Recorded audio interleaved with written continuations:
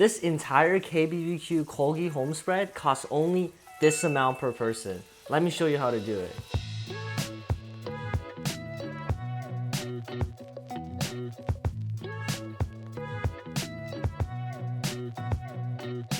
Of course, every Korean barbecue starts with the banchan. These are these cute little side dishes that come free at most Korean restaurants. I picked the 3 easiest and, in my opinion, tastiest ones to make. We start off with the pickled daikon. We have 1 pound of peeled Korean radish cut into bite-sized cubes of your preferred size. And into 3/4 cup of water, we dissolve 1/3 cup of sugar, 1 tablespoon of kosher salt, and add 1/3 cup plus 1 tablespoon of white vinegar. Set aside to pickle for at least a few hours, but best if overnight. Next, we move on to the spicy cucumber salad, uwi muchim. To a bowl of several sliced cucumbers, we add everything I put up on the screen right now.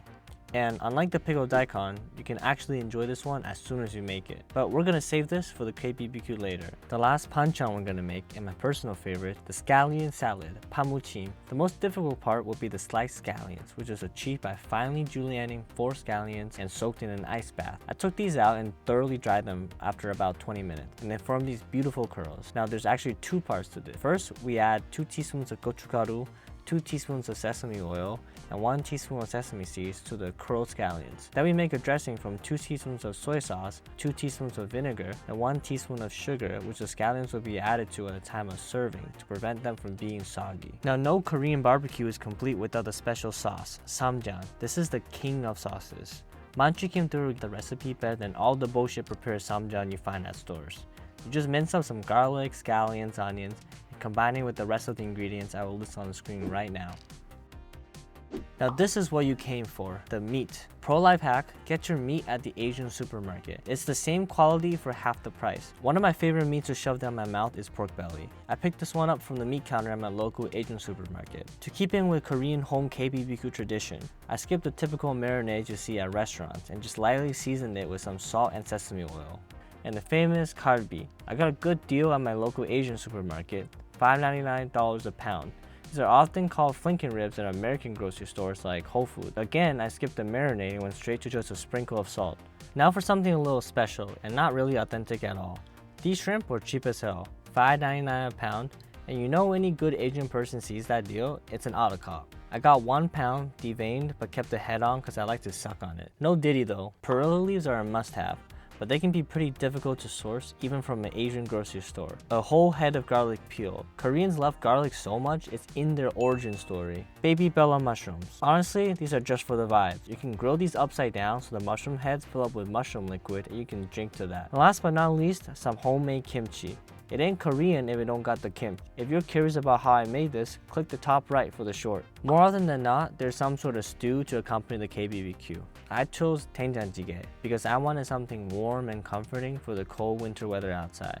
This is, in my opinion, the cheapest and easiest Korean stew to make. If you don't have a clay pot like this, just use a regular pot, it's gonna taste the same. We toss a whole bunch of cheap veggies, zucchini, potatoes, onions, garlic, scallions, some dry anchovies into the pot, and we cover it with water. Once the water comes to a boil, we can take some of the hot liquid out and mix it with a few tablespoons of doenjang paste to your taste before pouring the slurry back in. Add as little or as much as tofu on the top as you want and let it simmer until the potatoes are cooked through.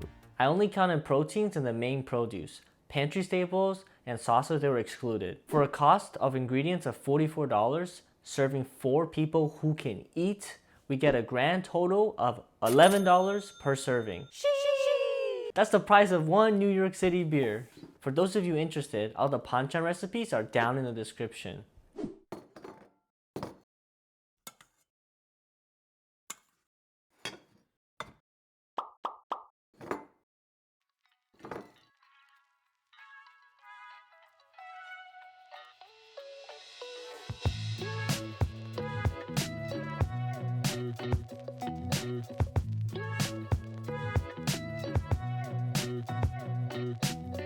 Most Koreans at home, what they do is when they're cooking any sort of pork, you want the pork fat to go into the kimchi.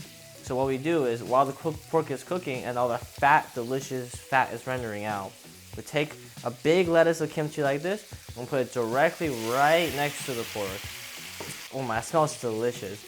So about this time, we kind of want to cut this up, make it easier to eat, and also so that it cooks faster. Mushroom's delicious. Just kind of let it grill off, and the water from the mushrooms will accumulate inside the cap. Slurp, slurp, slurp, slurp that up. Oh my god. Oh my god. Oh my god. Holy shit, why is that happening? Ah, I'm getting squirted on by the oil. Ay. We're gonna build a song. I think this is the best way I think I know of how to eat Korean barbecue. I'm gonna take one leaf. This is perilla leaf. I'm gonna take a seaweed. Usually it's a lettuce, but I like seaweed and perilla leaf. And then I'm gonna take some of the pork belly, real hot. And then some kimchi. Ooh, shit. And then I'm gonna take some of the banchan here. So we got some of the samjang. Always need samjang with Korean barbecue. I'm gonna need some of this pamuchim, a little bit of the cucumber salad. Just gonna.